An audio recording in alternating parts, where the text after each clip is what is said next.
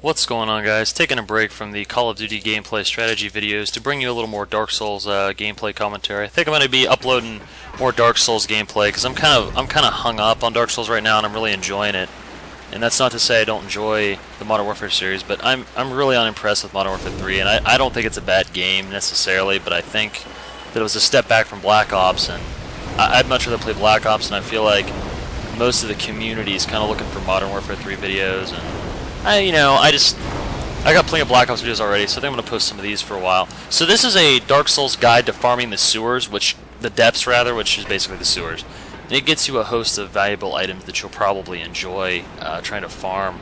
And I'll go outline what those will give you. This is the route that I take. I'm not going to verbally describe the route that you should take because it's right here in the video.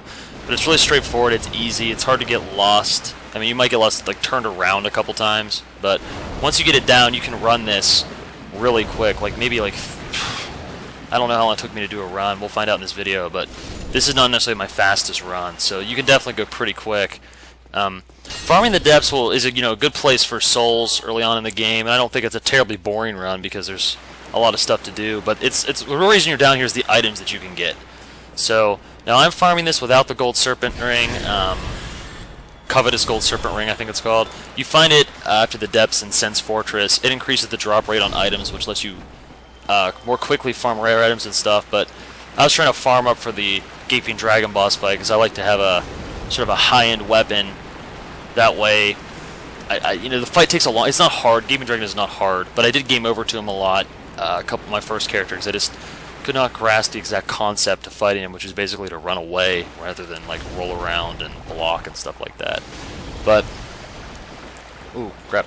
Watch out for these guys. Even if you're not farming down here, just watch out for these guys in general because they can curse you. You don't want to be cursed. It's really annoying. You go to half health, and it costs a significant amount of souls to remove curse.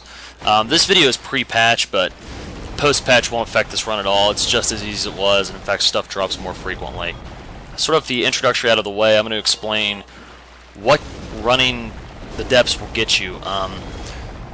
Starting from the top, the rats, the giant rats that you should be killing absolutely every time ever, they drop humanity in the item form, and humanity is important for leveling up most of the covenants, which gives you useful miracles and weapons and magic and stuff like that.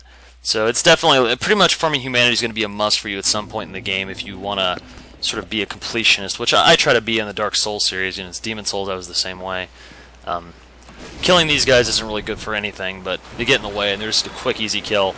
Having fire spells helps a lot because most of the enemies down here are weak to fire. I mean, any high damage weapon will do, but you should be killing the slimes because the slimes that drop from the ceiling there, they drop Tantinite shards, Tantinite chunks and green Tantinite shards.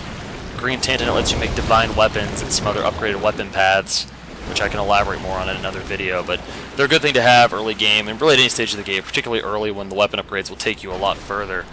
And they're really weak to fire, but they're resistant, as far as I can tell, resistant to just about everything else, and they take a long time to beat down. But if you have a fire spell, like just a Pyromancer's Glove with a fire spell to help grind them out, that's great, because you really do want to kill them this early for the shards. Watch out, make sure they don't fall on you, though, because if in the event they do fall on you, it can be instant death, or at least 2/3 your health. It's going to hurt a lot, so be careful. Low stamina attack weapons are kind of there, some humanity, are pretty nifty because most of the things down here will die in one hit. If you don't, I'm kind of over farmed here with a fire sword. If you don't have a fire sword yet and don't feel like farming to farm, then my advice would just be to rock the Drake sword, which I'll put a video up on how to get. There's a ton of Drake sword videos already on YouTube, but I'll put one up all the same just to have sort of a complete picture of what you need for Dark Souls. But that's that. And the last thing there is those big-eyed lizard things, which I think are really cool looking. Kind of scary, really, when you first see them. They drop, to my knowledge, the only useful thing they drop is Eye of Death. And Eye of Death isn't always immediately useful, but if you join the Gravelord's Covenant, Eye of Death is what's used to level up that Covenant, and you need a significant number, like 10 or 15, I think. I don't know the exact count, but they unlock miracles, and they're not great miracles.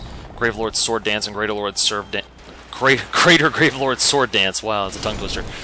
Not that great, but once again, completion is sake, and there's achievements for getting all the miracles, and why not? I mean, running this isn't too bad. It's pretty quick, so you can get 2 runs in less than 6 minutes. So that's a quick run. It's a decent amount of experience. So there's really no good reason not to run it early game other than just you just hate the depths.